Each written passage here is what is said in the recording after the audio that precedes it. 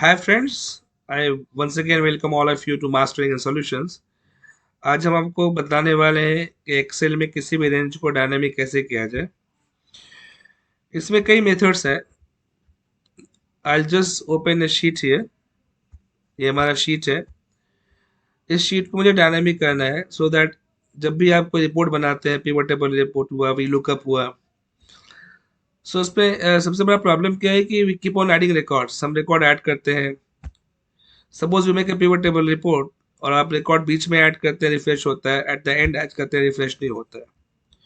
सो Excel का major drawback क्या है? If you make any reports based on some data, record आप बीच में ऐड करेंगे, रिफ्रेश होगा या वो रिफ्लेक्ट करेगा, एट द एंड में करेंगे, रिफ्लेक्ट नहीं करेगा। सो हम इस रेंज को, हमारा वर्कशीट हुआ, I want to make this range dynamic so that if I make some reports तो हमारा रिकॉर्ड बीच में ऐड हो, एंड में ऐड हो, कहीं पे ऐड हो, रिफ्लेक्ट करे।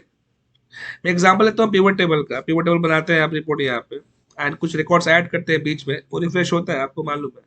बट जब एट द एंड में ऐड करते हो, रिफ्रेश नहीं होता है, I mean after last row. Similarly जब आप वी लुकअप रिपोर्ट बनाते हो, वी लुकअप करते हैं, आप लुकअप आई मीन प्लॉट करते हैं, फिर आपने जो टेबल का रेंज लिया है, उस टेबल का रेंज के बाद जो ऐड होता है वहां पर रिफ्लेक्ट नहीं होता है। सिमिलरली आप कंडीशन फॉर्मेटिंग करते हैं, वहां पे भी वही कहानी है कि रिकॉर्ड आप बीच में ऐड कीजिएगा तो फॉर्मेटिंग अपडेट होगा, एट द एंड कीजिएगा अपडेट नहीं होगा। सो आइडिया इस ये है कि किसी भी शीट पे आप काम करते हैं, शीट का नेचर क्या है? रिकॉर्ड ऐड होना, डिलीट होना। बट रिकॉर्ड जो ऐड होता है, कभी कुछ गारंटी नहीं कि बीच में ऐड होगा। मे बी रिकॉर्ड बीच में ऐड हो सकता है, एट द एंड भी हो सकता है। सो dynamic range will help you कि भाई अब जब जब भी ये रिपोर्ट बनाए या कंडीशन फॉर्मेटिंग अप्लाई करें, वीलुक अप्लाई करें, पिवट टेबल अप्लाई करें, अब रिकॉर्ड अप्लाई करने के बाद रिकॉर्ड बीच में ऐड करें, एंड में ऐड करें, आपका रिपोर्ट में कोई प्रॉब्लम नहीं आएगा। रिपोर्ट आपका अपडेटेड रहेगा। पिवट टेबल होगा तो रिफ्रेश रहेगा। इफ यू रिफ्रेश, लुकअप होगा तो आप एक्सेस कर सकते हैं, चाहे रिकॉर्ड बीच में ऐड हो, एंड में ऐड हो। कंडीशन फॉर्मेटिंग में रिकॉर्ड एट द एंड भी ऐड करेंगे तो अपडेट होता रहेगा।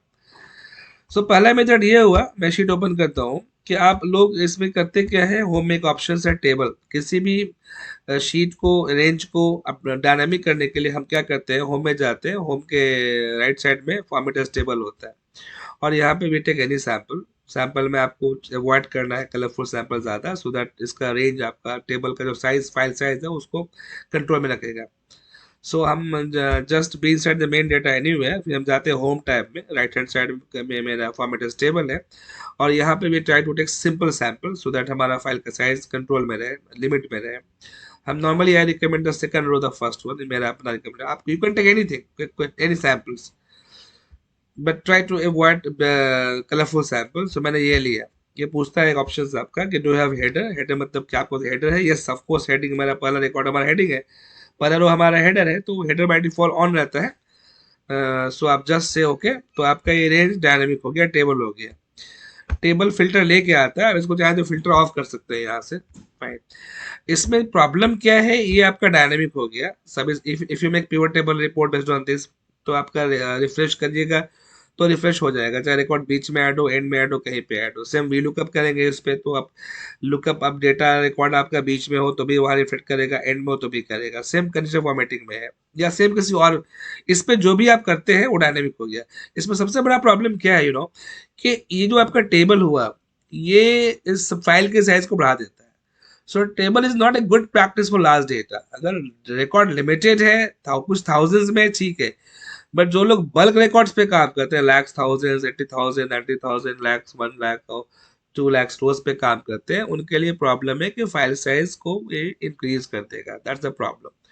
So another way to make range dynamic is, I'll make this normal. How? I'll go to table design, be inside data anywhere, table design, या भी ये range था, अभी क्या हो गया, टेबल। समझाएंगे टेबल डिजाइन में, और यहाँ पे है कन्वर्ट टू रेंज। ये रेंज हो गई। बेस्ट मेथड है किसी भी रेंज को डायनामिक करना विदाउट इंक्रीजिंग फाइल साइज। आप जाएंगे यहाँ पे फॉर्मूला में, नेम मैनेजर्स में, ये नेम मैनेजर हो गया।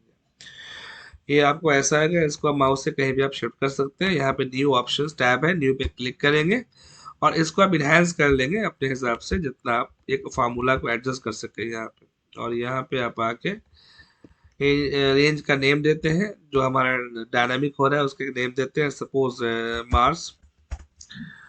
और ये scope I make workbook by default so that ये रेंज नेम इस वर्कबुक में कहीं भी any sheet can use this range name by default it's workbook only.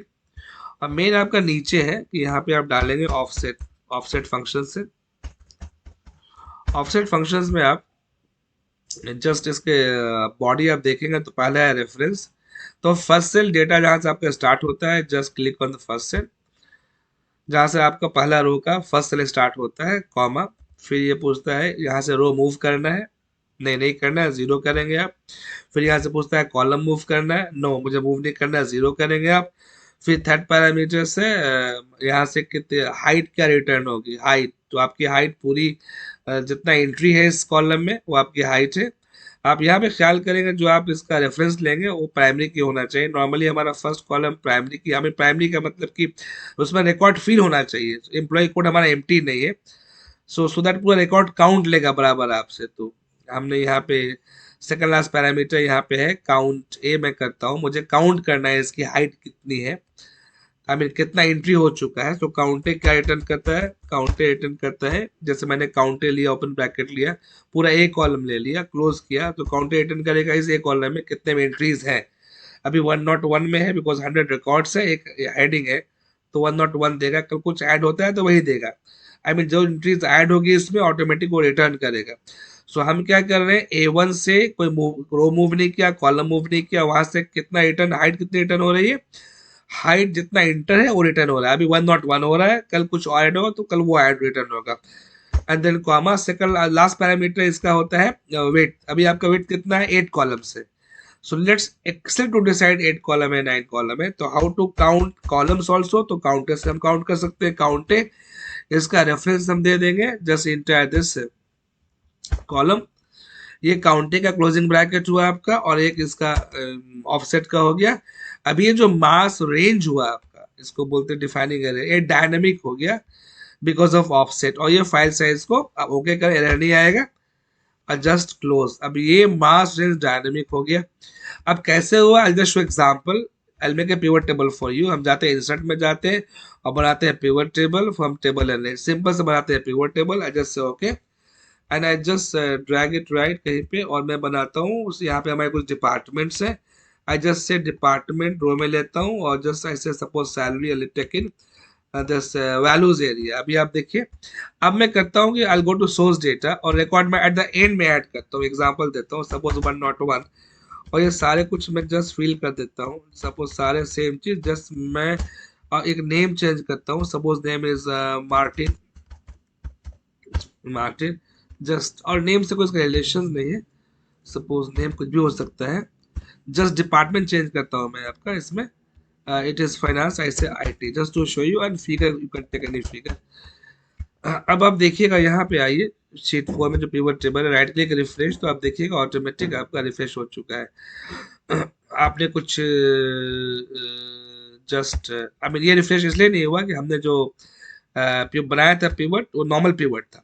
अब मैं बनाता हूँ इसका एक डायनामिक पिवट टेबल, उस पे आप देखिए रिफ्रेश नहीं हुआ है। मैं क्या करता हूँ, सोर्स के रिकॉर्ड को जो लास्ट ऐड किया था मैं डिलीट करता हूँ। Again I make a pivot table, but यहाँ जो मैं लूंगा रेंज नहीं लूंगा, आपका ये जो रेंज नहीं लूंगा मैं। इसका जब मैं क्या करूंगा कि वो जो डिफाइन किया था उसका शॉर्टकट भी आता है F3, या आप राइट कर सकते हैं मार्स। ये मार्स डायनामिक है। अब मैं I make a pivot table based on the marks, okay. अब देखिएगा same, I make same pivot table and just department wise sum of salary. अब मैं जाता हूँ सोर्स डेटा में, वहां पे एक रिकॉर्ड एट द एंड में ऐड करता हूँ। जस्ट सेम मैं क्या करता हूँ, जस्ट कॉपी करता हूँ इसका टू सेव योर टाइम, और जस्ट मैं यहाँ पे 101 कुछ चेंज कर देता हूँ, 111 सपोज, एंड सपोज नेम वही, नेम का डुप्लीकेट मैं डालता हूँ, IT डिपार्टमेंट है, इसका नाम है Sachin. Sachin and this is suppose कुछ चेंज करता हूँ IT। अब हमें क्या करना है, go to pivot table and just ऐसे रिफ्रेश, और देखिएगा ऑटोमेटिक आपको वहाँ पे चेंज हो चुका है। Thanks for watching this. अगर आपको अच्छा लगा video, please like it and subscribe. Thank you.